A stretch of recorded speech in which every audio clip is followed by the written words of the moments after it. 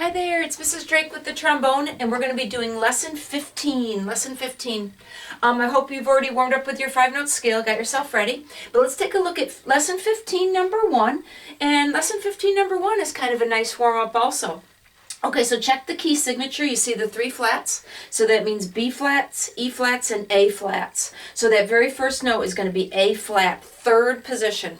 And if it's the very beginning of your day especially, and you just warmed up with your 5-note scale, and the very first note is high A flat, sometimes I like to test a little bit, like maybe start on low A flat, then do for an E flat, and then an A flat. You know how those are all 3rd position? Sorry, my dogs are barking. But anyway, so I'm going to warm up to find that high A flat. I'm going to do a low A flat, an E flat, and then find that high A flat.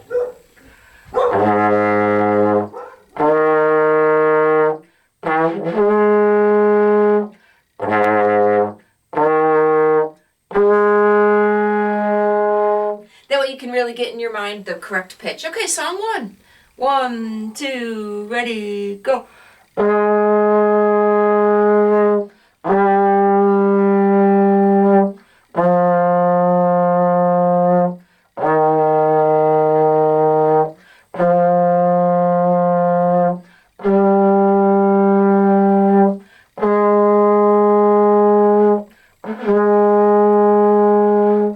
Nice warm-up. And number 2 looks like a nice warm-up also. I'm going to skip that one. Of course, certainly feel free to play it at your house. But notice in the trombone book on song 2, measure 7, they draw a slur. Remember, please, no slurs. For elementary school trombone, if you have any slurs written in this book, please just ignore them. Okay, but let's move on to number 3. Number 3 uses the new rhythm of 8th notes and 8th rests. 8th notes and 8th rests. So think of TT, which is 2 8th notes, TT. But you can see on song 3, TT, there's one leg of the T, but the second T has become a rest, and it's called an 8th note and an 8th rest. So think of T followed by a very short rest. T, T, T, T, T, T, T, T, ta. An 8th rest kind of looks like a strange 7, like kind of a demented 7, but it's half of a beat of silence. Okay, so song number 3, maybe the first time through just listen to me play it so you can get the idea of how it goes. And then of course I expect you to rerun the video and play it along with me. Okay, so song 3, it starts with low B flat. Everybody find your first note. Okay, song 3. 1, 2, ready, go.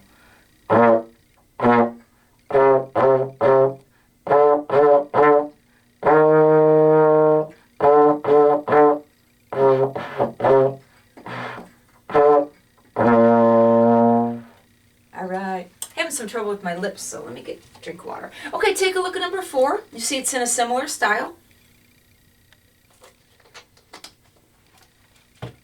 Okay, song number 4, warm up the beginning of song number 4.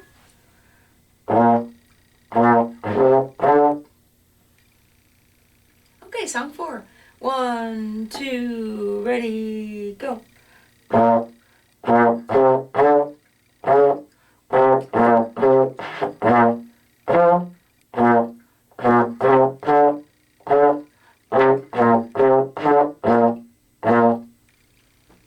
All right, take a look at song 5. Tons of slurs. So if you're playing the trombone, please ignore all the slurs for song number 5. If you're playing the baritone or the euphonium, try the slurs. First time maybe don't do the slurs, but after you get better at number 5, I encourage you guys playing the baritone or the euphonium to try the slurs. But if you're doing trombone, no slurs. Song number 5 has the DC al fine, da capo al fine, and that means return to the beginning. Remember, DC al fine means return to the beginning and play and stop at the word fine, the Italian word fine. Okay, so on song number 5, no slurs for trombone people. Everybody warm up the beginning of 5. By the way, do you notice the key signature? B flat, E flat, A flat. So I'm looking through it. Hey, there's no A's in it anyways. And that's how they do it sometimes, but it's always good to check the key signature. Warm up the beginning of song 5.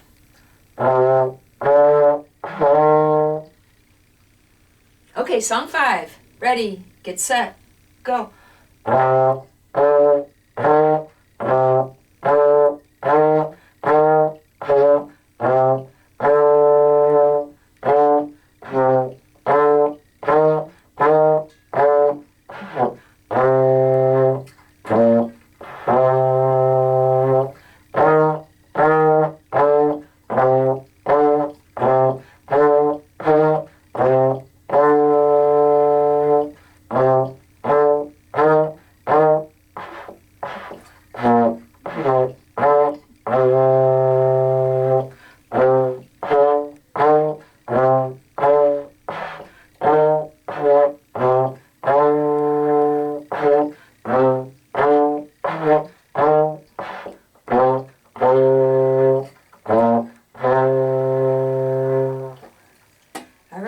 da capo waltz.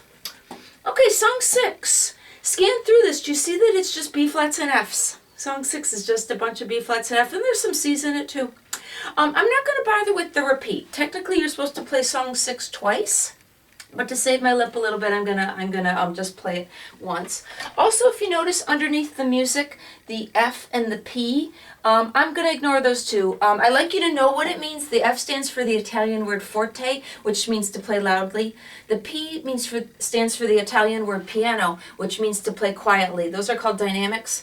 Elementary school, I don't feel that the dynamics are important. I want you to work on getting a good tone, getting good rhythm, and all that. The dynamics are icing on the cake. Okay, so song 6. Everybody warm up.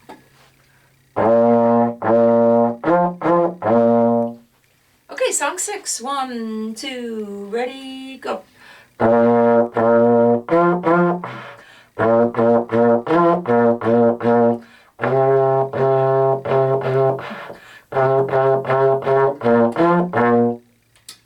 Okay, and then the one called Bright Lights. Scan through Bright Lights.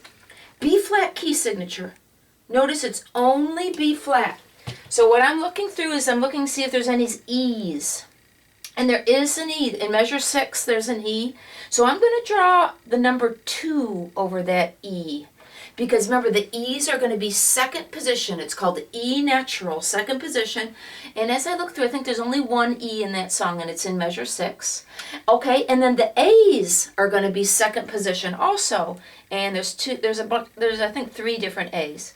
So feel free, if you don't trust yourself to remember it, grab yourself a pencil. If you want to draw a 2 on the A's and a 2 on the E's to remind yourself second position for the E's and the A's. Because the only flat in this song is the B flat. Okay, there is a high C. In measure 7, I think we've done high C. High C on trombone is 3rd position. On baritone horn, euphonium, it's 1st finger. So on measure 7, there's a high C. If you want to write in a reminder, it's totally okay to write in a reminder. Okay, this one has DCL fine, so remember to leap back to the beginning, and then you stop at the word fine. Okay, and also the last song on every lesson, this one called Bright Lights, remember there's a recording that goes along with it, a recording of a full band playing this song. So when you feel like you have Bright Lights mastered, I encourage you to find that recording I sent you and try to play it along with the recording. Okay, so Bright Lights, everybody find some F's? Okay, Bright Lights, 1, 2, ready, go. 1,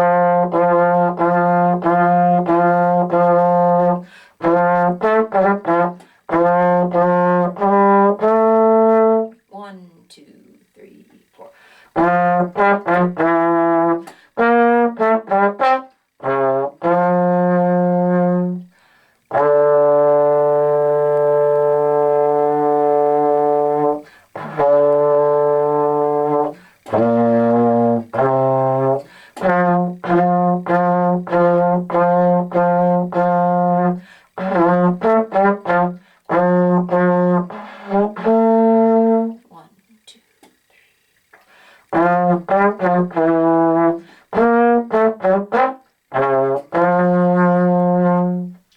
All right, that was Bright Lights, and that was lesson 15.